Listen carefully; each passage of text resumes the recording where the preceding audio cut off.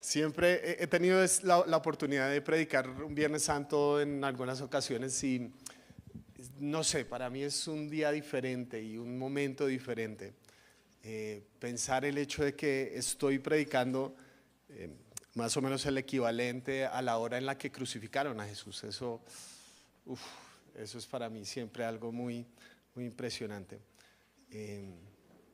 No sé si les pasa que a veces uno como que escucha tanto esto que uno se vuelve como indolente frente a ciertas cosas, ¿verdad? Como que están ahí, por ejemplo, a nosotros los rolos nos encanta el mar, ¿sí o no? Cuando nos invitan y eso, no queremos salir del mar y todo eso, pero una persona que vive en la costa, eso puede pasar años sin ir a una playa, ¿sí o no? ¿Por qué? Porque a uno le parece es una belleza y llegar con arena hasta por 3 meses, ahí uno sale de la ropa de arena. Porque uno a veces da las cosas por sentado, ¿verdad? Cuando se acostumbra tanto a algo, da las cosas por sentado. Entonces hablamos de la cruz y de Jesús y nos volvemos indolentes frente a semejante belleza. Entonces, permítanme orar, por favor, para que el Señor nos permita tener un corazón de niños, de algo que yo sé que ustedes saben, ¿sí? No les voy a hablar de nada nuevo ni innovador, pero que el Señor encuentre en nosotros un terreno fértil para redescubrir la verdad de la cruz. Señor, gracias por haberlo dado todo por nosotros. Todo lo diste por nosotros. Nosotros no merecíamos eso. Tú no merecías eso. Y aún así lo hiciste, pudiendo desde el mismo momento en que Adán y Eva te dieron la espalda, haber renunciado a nosotros. Tú tomaste la decisión de venir y hacerte como uno de nosotros para rescatarnos.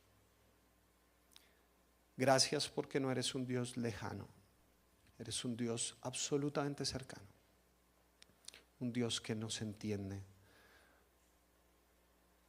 Gracias por tu evangelio, que es mucho más que una religión, mucho más que eso.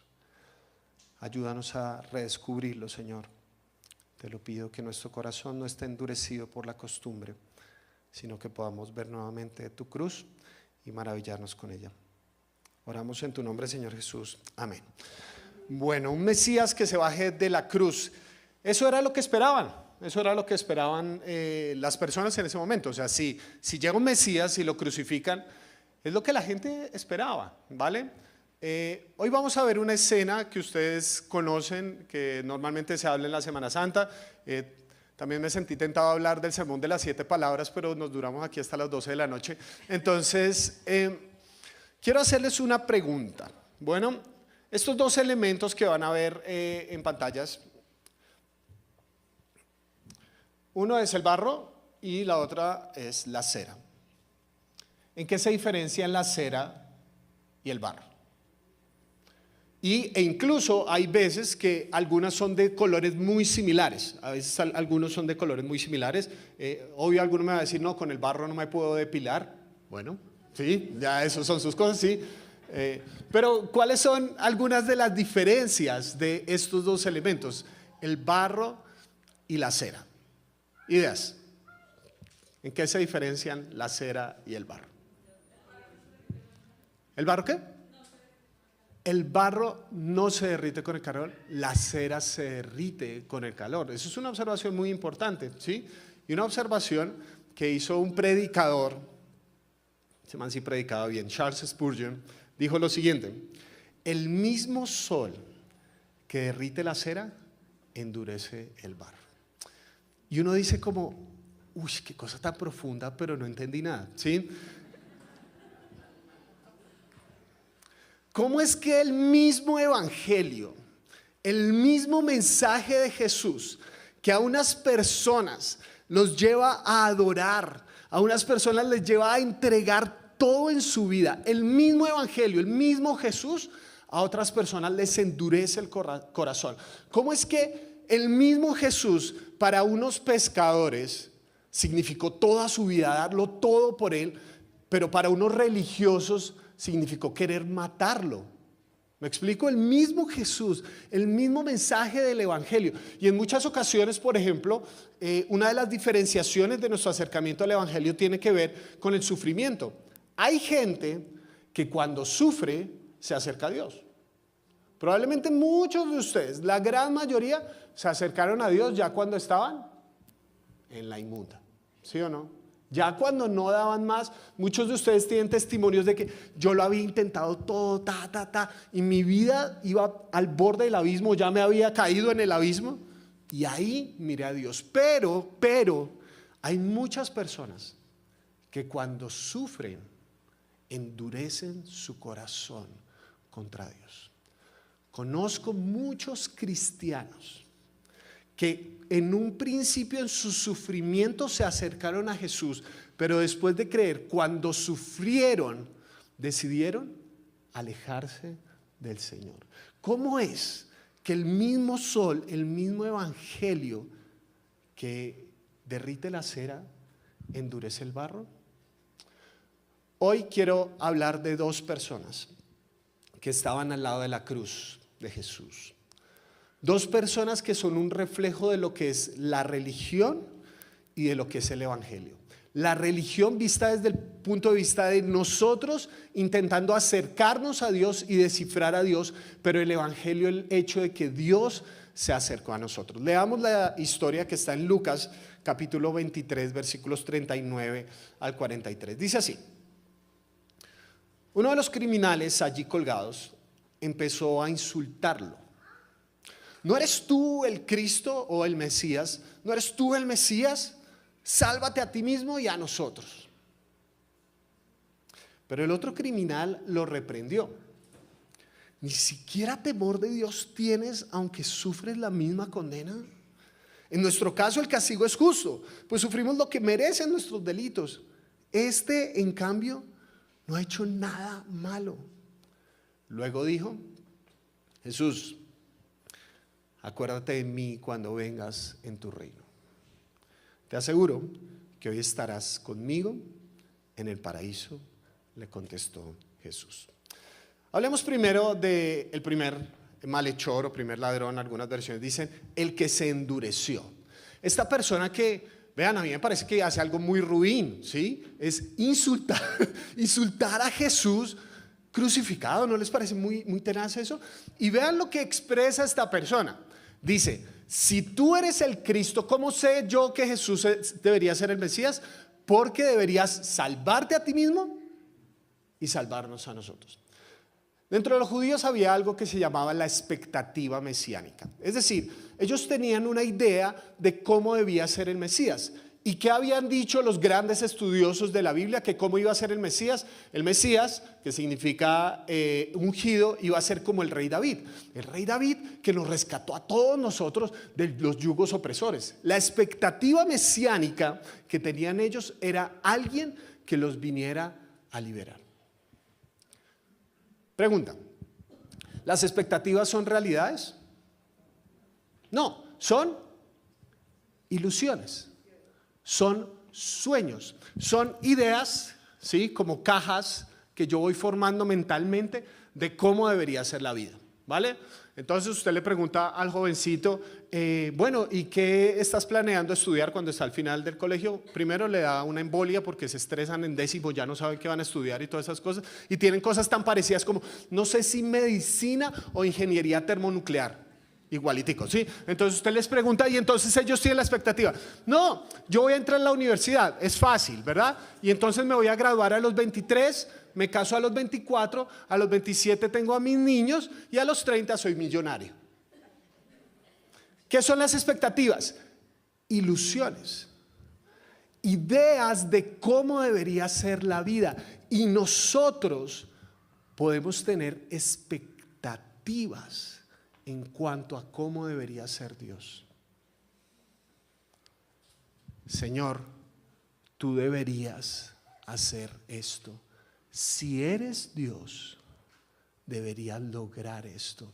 Si eres el verdadero Mesías, deberías encajar en mis expectativas. Lo puse de esta manera: por estar exigiendo al Cristo que se imaginaba, se perdió al Cristo que tenía frente a sus ojos. Por estar exigiendo al Cristo que se imaginaba, se perdió al Cristo que tenía frente a sus ojos. ¿No les parece muy tenaz eso? Tener a Dios frente a los ojos y no darme cuenta. Uno de los traumas cristianos que yo tengo, resulta que cuando yo era adolescente hace 2 años,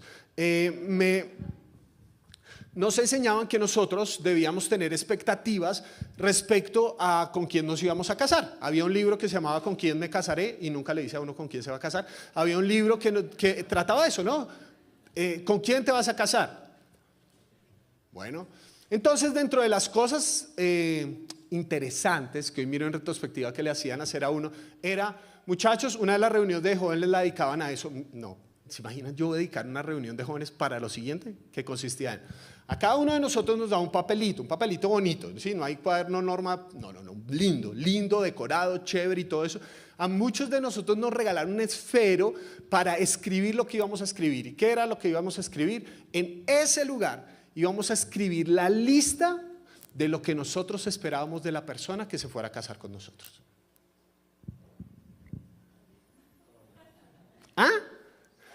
Sí, no, y las niñas querían una combinación entre Jesús y Brad Pitt, ¿sí me entiende? O sea, la santidad de Jesús y la pinta de Brad Pitt, ¿sí? Entonces empieza uno, no, quiero que sea alto, pero además de eso deportista, hoy en día que no coma gluten, porque qué porquería, sí, que no coma azúcar, y empieza ta. ¿Qué es eso? ¿Qué es eso? Eso es una amplificación de mi ego y que alguien tiene que encajar en esto o si no, no es capaz de llegar a los estándares de Miguel Pulido. ¿Se dan cuenta? Cajas, expectativas, tienes que caber ahí. Y el problema de eso es que hay mucha gente que perdió muy buenas relaciones a muy buenas personas porque no, me saliste morenito y yo había puesto mono. ¿Se dan cuenta? ¿Cuánta gente perdió relaciones valiosas por eso? Pero peor aún, ¿se imaginan perderse una relación con Dios porque Dios no encaje en mis expectativas? Porque Dios no sea conmigo como es con tal persona. Porque Dios no sea como yo espero que sea. Por estar exigiendo al Cristo que eso es la religión. Imaginar a Dios y que Dios tiene que encajar ahí.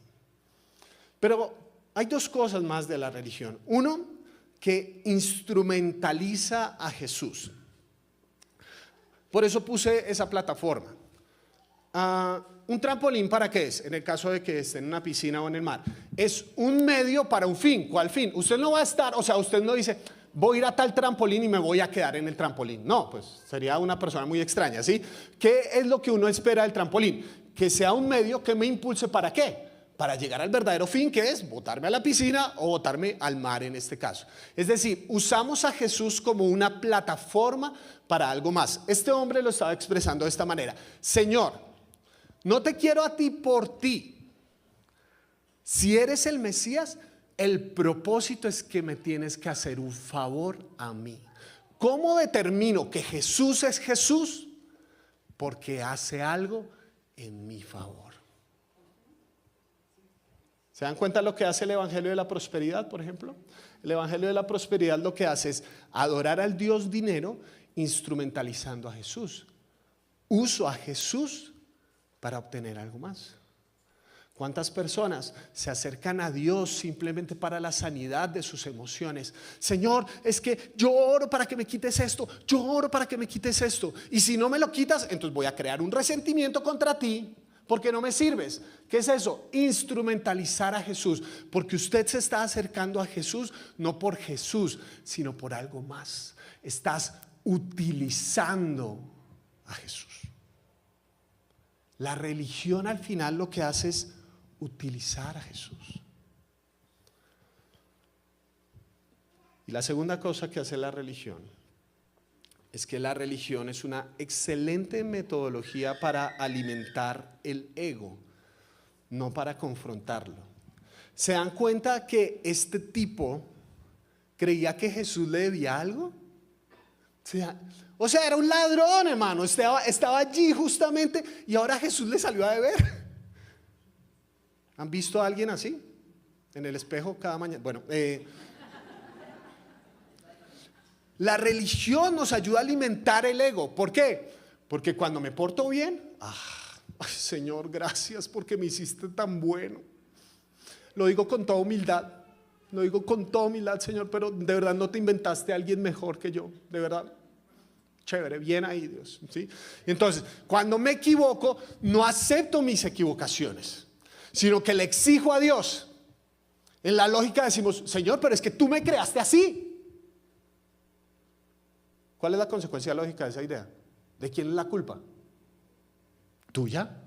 ¿Adán? ¿Se acuerdan de un tipo que se llamaba Adán? Cuando Dios viene y lo confronta y le dice, hermano, ¿por qué comió del fruto? La mujer que tú creaste. ¿Para qué se inventó esa vaina? ¿De quién es la culpa? Tuya, Señor. La religión nos ayuda simplemente a endurecer nuestro corazón con base en el ego, no confrontarlo, no decir, es que yo soy un pecador, es que yo me he equivocado. ¿Saben cómo se dan cuenta si tienen un corazón endurecido? Porque se la pasan más tiempo quejándose que adorando a Dios. Pasan más tiempo de su vida, pero ¿por qué?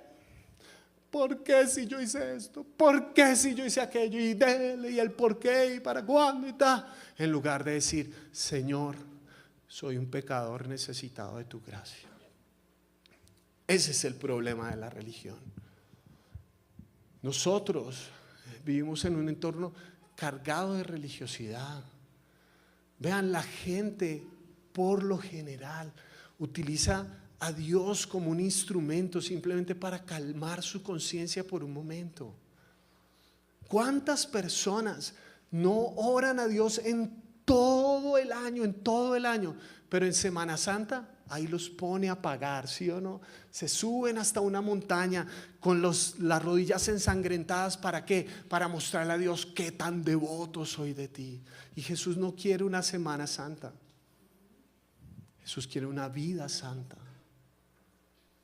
Y una vida santa solo es posible cuando reconocemos nuestra incapacidad. Por eso está esta segunda persona. Uy, puse el que se adoró, no, olviden ese reflexivo, qué horrible, ¿no? Él no se adoró a sí mismo, el que adoró a Jesús. Bueno, ¿sí ven? Soy un pecador, me equivoco. Entonces, el que adoró, la respuesta al evangelio. Este hombre que confronta a su amigo y le dice, oiga, ¿qué le pasa? Nosotros estamos aquí justamente. Él no hizo nada malo. Él no hizo nada malo. ¿Saben? Muchas de nuestras cosas en la vida cambiarían si tuviéramos metido eso dentro del corazón.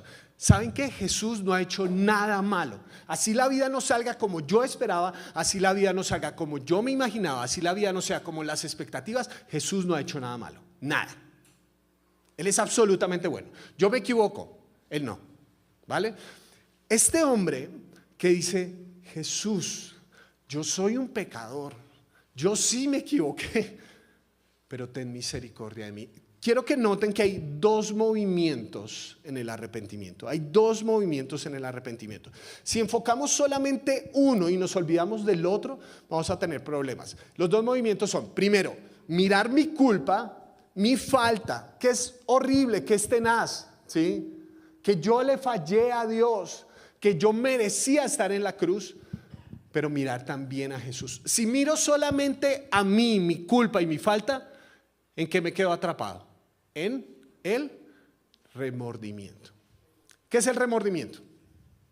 El arrepentimiento es, me siento mal por algo que hice y en la medida de lo posible hago los cambios necesarios para que eso no se vuelva a repetir. Eso es el arrepentimiento.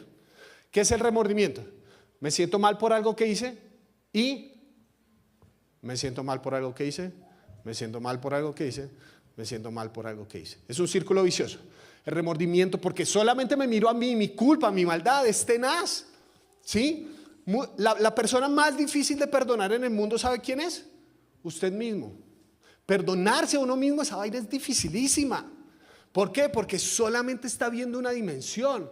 Mi culpa, mi pecado, mi maldad. Se ha olvidado de la otra dimensión, que la otra dimensión es ver a Jesús.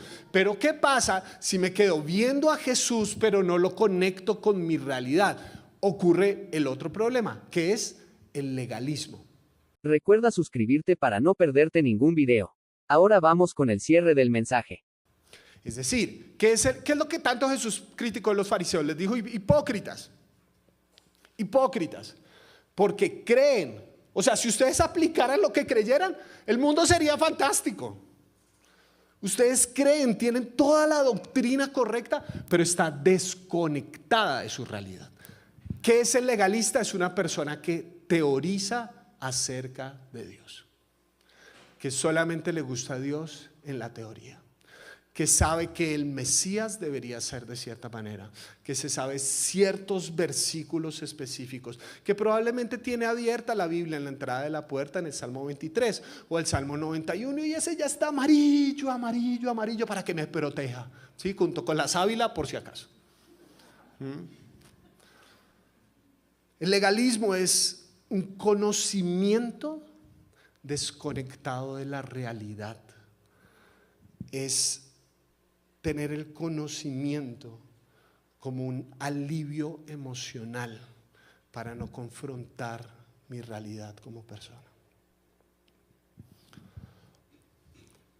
Ninguna de esas dos cosas es la religión, ninguna de esas dos cosas es el evangelio.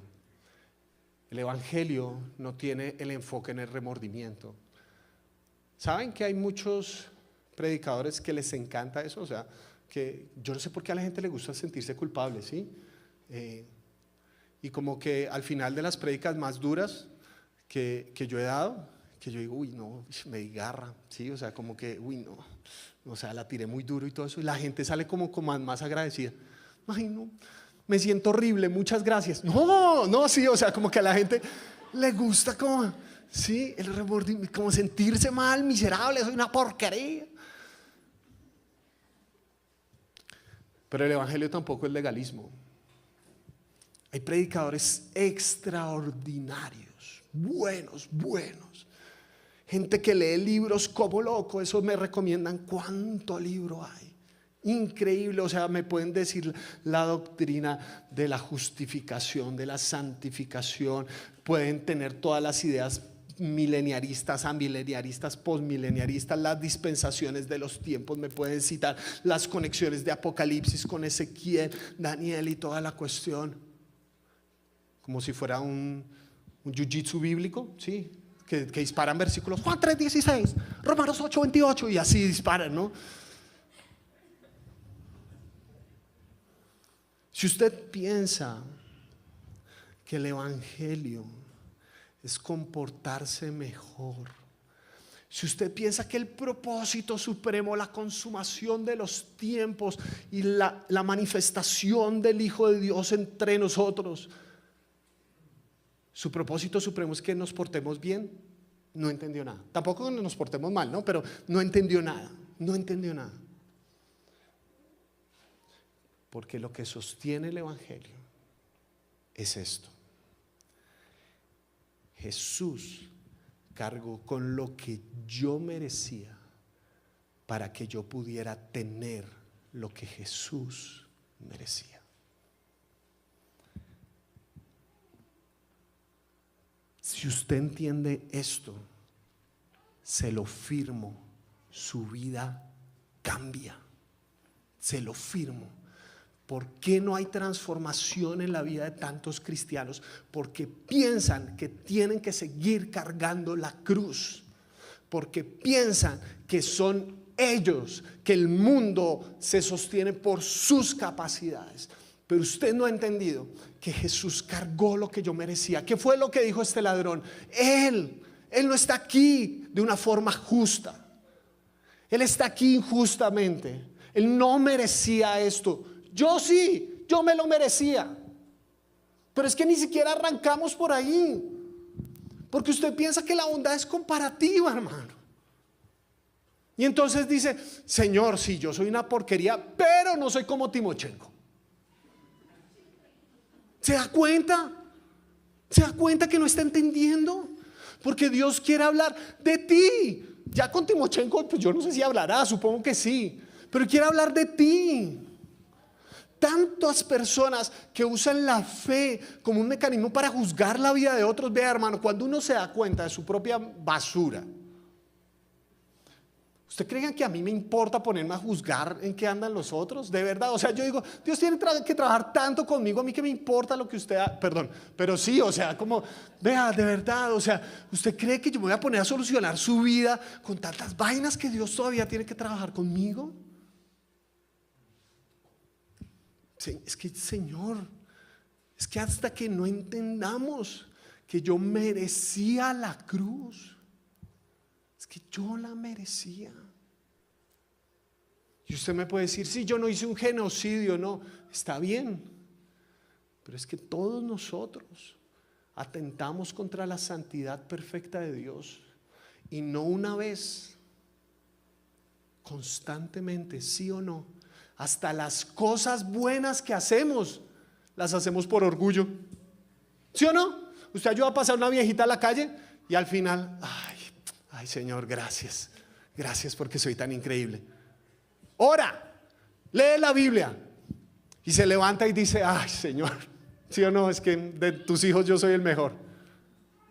Nuestras obras son como trapo de inmundicia delante de su santidad. Jesús nos vino a rescatar porque no podíamos solos. No podíamos solos. Él cargó lo que yo merecía. Y en ese intercambio, ¿se acuerdan de esa canción que es glorioso intercambio? Ahora Dios, cuando me ve a mí, ve a Jesús. ¿Por qué Dios ha bendecido tu vida? ¿Porque has orado, has diezmado y has ofrendado? No, por Jesús, fin. Porque quiso. Porque Él decidió darnos lo que Jesús merecía. Ahora yo puedo tener bendiciones porque soy increíble, soy un pastor sorprendente y todo. No, porque Dios es muy bueno, porque me mira como miraría a su Hijo perfecto Jesús. Esa es la cruz, ese es el Evangelio. Si usted entiende esto, le aseguro que su vida cambia. Pero, y aquí el pero gigantesco, ¿no les parece muy injusta esa escena de la historia? ¿De verdad? O sea, el man había sido una piltrafa toda la vida, toda la vida, toda la vida. Y en el último momento le dice, perdón Señor. Estos son el tipo de textos que la gente dice, pues claro, entonces espero hasta que yo esté bien viejito y en la sala de urgencias en el último momento le digo, Señor, perdón. Y ya, me salvé. ¿No les parece eso que a un malhechor, a un ladrón que estaba crucificado, justamente Jesús le promete el paraíso? El paraíso. Y, paréntesis, una ventana a la locura teológica. ¿Listo? ¿Ustedes se acuerdan de la versión antigua? Para que vean las discusiones teológicas tan profundas que son. ¿Ustedes se acuerdan la versión antigua de cómo Jesús le contestaba a este malhechor? De cierto te digo, hoy estarás conmigo en el paraíso. La cuestión entre los teólogos, porque este texto fue escrito en griego y la puntuación griega es diferente a la puntuación española y de otros idiomas, es si la coma debería ir antes o después del hoy. Me están mirando con cara, ¿qué? ¿Qué pasaría si la coma fuera antes del hoy? De cierto te digo, hoy estarás conmigo en el paraíso. ¿Qué pasaría si la coma fuera después del hoy? De cierto te digo, hoy estarás conmigo en el paraíso. Ahí les dejo, ¿listo? Entonces, bueno. Sí, para que vean estas. Sí. ¿Y qué aprendiste en la iglesia? No, que la coma, no sé si.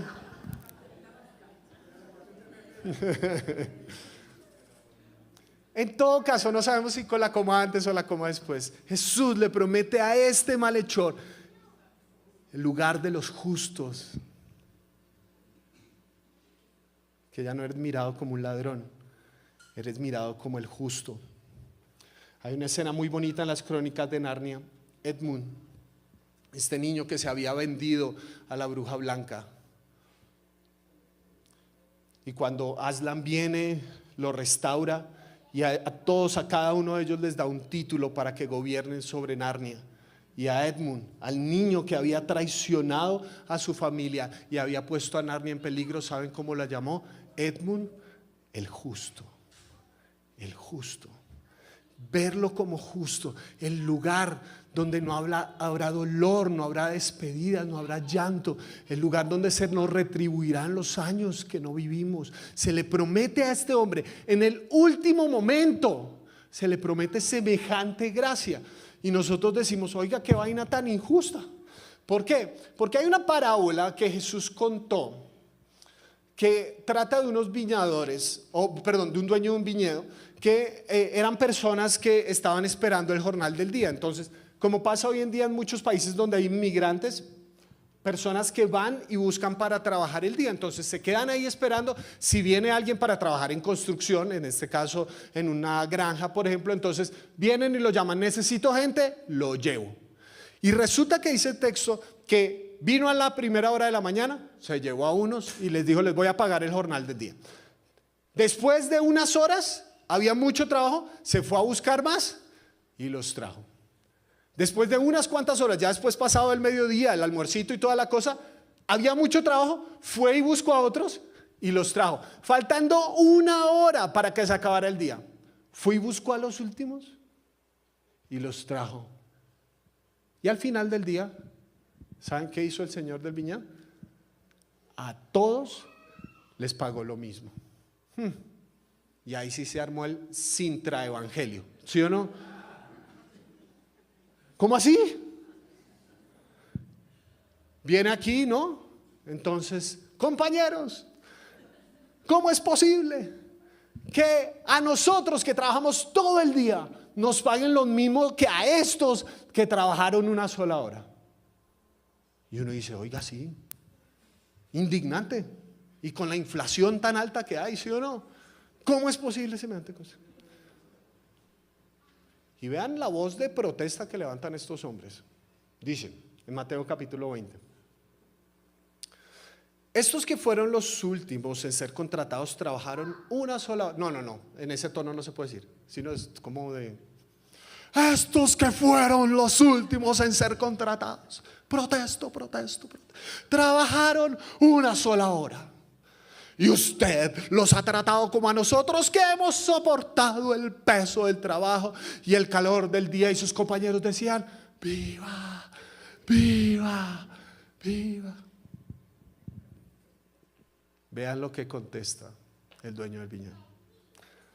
Pero él le contestó a uno de ellos, amigo, parce, no estoy cometiendo ninguna injusticia contigo. ¿Acaso no aceptaste trabajar por esa paga? Tómala y vete.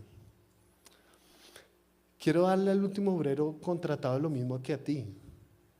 ¿Es que no tengo derecho a hacer lo que quiera con mi dinero? ¿O te da envidia que yo sea generoso? Así que los últimos serán primeros y los primeros últimos. Dios, el Dios de gracia, de bondad, de misericordia, de amor infinito, cuando le decimos, Señor, no es justo, yo he trabajado más que todos ellos. Dios nos dice, no seas sapo, es mi plata.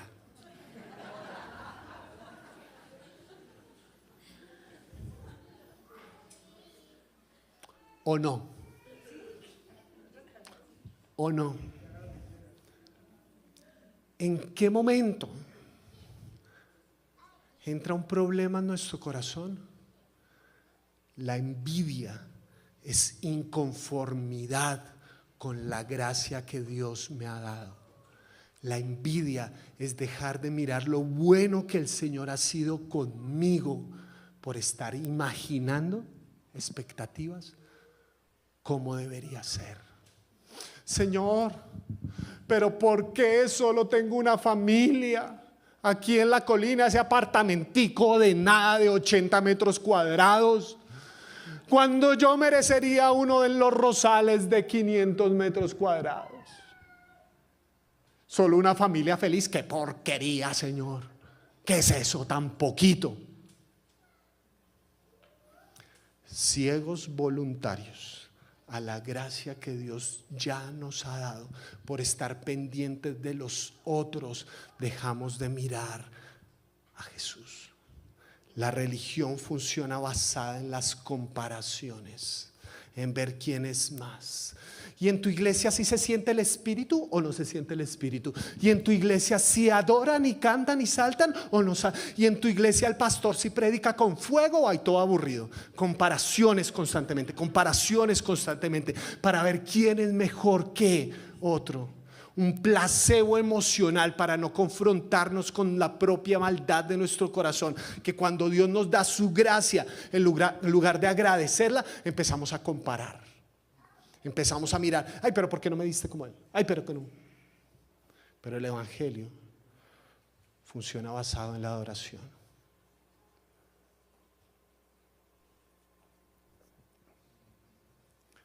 Porque cuando tú entiendes que lo que tienes es por gracia, tú adoras. Es que no hay otra cosa que se pueda hacer. ¿Se puede pagar eso? Solo se puede agradecer, ¿sí o no? Los últimos serán los primeros y los primeros serán los últimos. Yo creo que uno de los problemas que nosotros tenemos con ese texto es que lo leemos de una forma muy condescendiente con nosotros mismos. Porque nosotros pensamos que somos los primeros. ¿Quién le dijo eso? ¿De dónde lo sacó? ¿Usted hizo lo mismo que hizo Pablo? El apóstol, no este Pablo. ¿Y usted hizo lo mismo que hizo el apóstol Pablo? Cuénteme, por favor, ¿a dónde ha viajado últimamente evangelizando? Y Melgar no es evangelización, ¿vale? ¿Usted hizo lo mismo que hizo Juan, que preso en Patmos escribió una carta revolucionaria para darle poder a la iglesia y que enfrentara a los poderosos de turno? ¿O es de los que sigue peleando en redes sociales por cualquier bobada? ¿Usted hizo lo mismo que hizo el apóstol Pedro, por ejemplo? Que cuando lo iban a crucificar, él dijo: yo no soy digno de morir como mi maestro, crucifíquenme con la cabeza hacia abajo. ¿Quién nos dijo que nosotros somos los primeros? No hemos hecho ni una décima parte de esta gente que dio toda su vida por esta fe. Nosotros nos quejamos porque hay leyes que van en contra de nuestra moral y decimos cristianofobia y todas esas cosas. Hay gente que la han perseguido durante toda la historia. Es la persecución, son los últimos tiempos. Dígale eso a la gente del África que lleva 20 siglos perseguida. Somos tan condescendientes con nosotros mismos. Señor, estoy sufriendo por tu evangelio. Estoy sufriendo, solamente estoy ganando 3 milloncitos. Señor, esto está muy duro, Señor. Señor, me tocó levantarme un Viernes Santo a las 10 de la madrugada, Señor, para venir a tiempo. Esto está durísimo. ¿Quién le dijo que nosotros éramos los primeros? ¿Quién le dijo eso? Somos los últimos. Somos como ese ladrón que no tenía nada más a que aferrarse sino a la misericordia de Jesús. No tenemos nada más.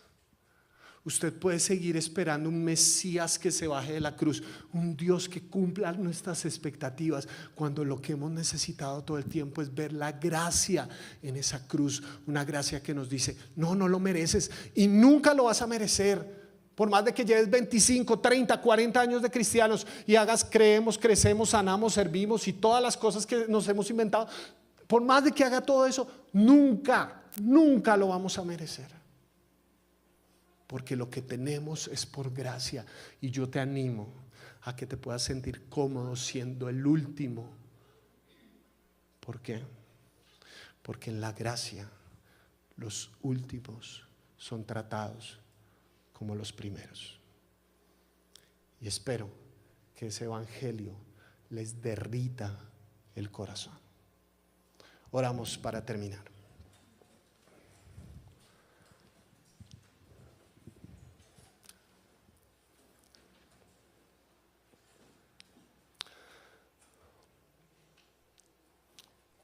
Señor Jesús, yo miro mi vida y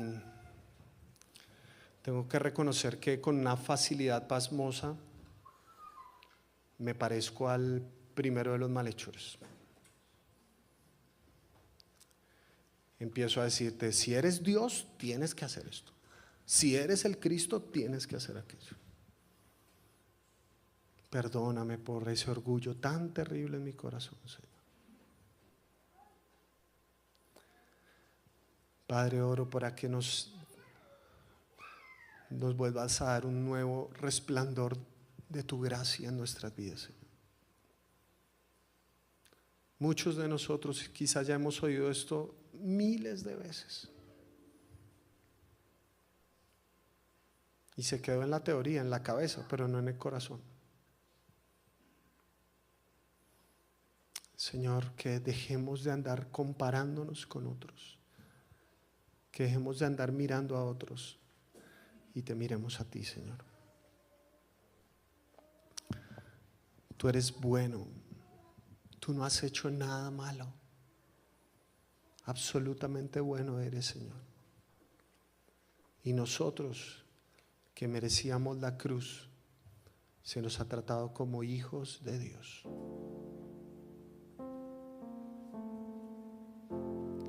Sublime gracia que a este pecador salvó.